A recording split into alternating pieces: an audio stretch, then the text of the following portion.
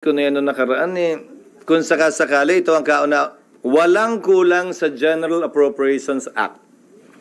Ang kino-question bilang unconstitutional ay batas, hindi report. Ito ang kauna-unahang pagkakataon kung sakasakali na may madedeklarang unconstitutional na report. At dahil doon, yung batas din ay unconstitutional.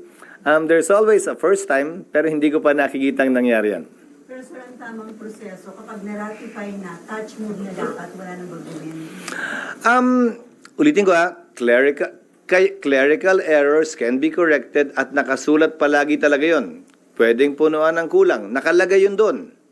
Pangalawa, may desisyon ng Korte Suprema na kung may pagkakaiba sa journal, sa pinagdebatihan, yan ang katumbas ng Bicameral Conference Committee report sa mas simpleng mga batas.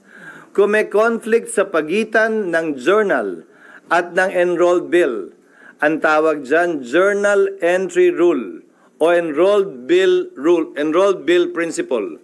Nagdesisyon ng Korte Suprema sa mahabang mga desisyon na ang sinusunod at pinapairal na batas sa ating bansa ay ang tinatawag nating enrolled bill.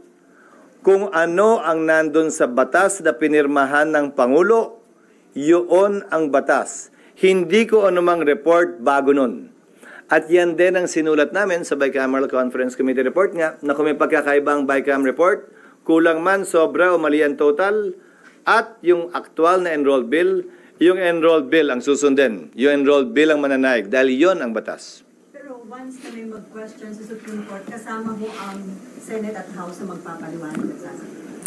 Depende kung sinong, hindi ko pa kasi nababasa, mahirap sumagot at magkomentaryo sa isang kaso kung anong gagawin namin dahil hindi ko pa nakikita yung kanilang petisyon.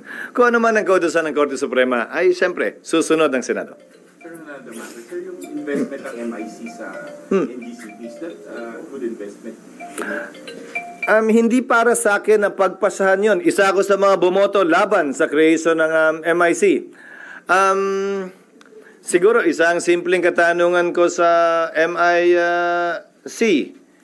Yung kinuhang pera mula sa Land Bank at DBP, kung hindi nila kinuha, ay kikita ng 6% kung ito'y pinambili nila ng government securities. Dito ba sa investment nilang to? Kikita din ng 6% ang dalawang bangko mula sa perang nilagak nila sa MIC. Katumbas ng kikitain sa government securities. Kaya nga napakahaba ng interpelasyon ko nung panahon sa MIC. Dahil gusto kong unawain at intindihin, ano ba talaga ang layunin nito?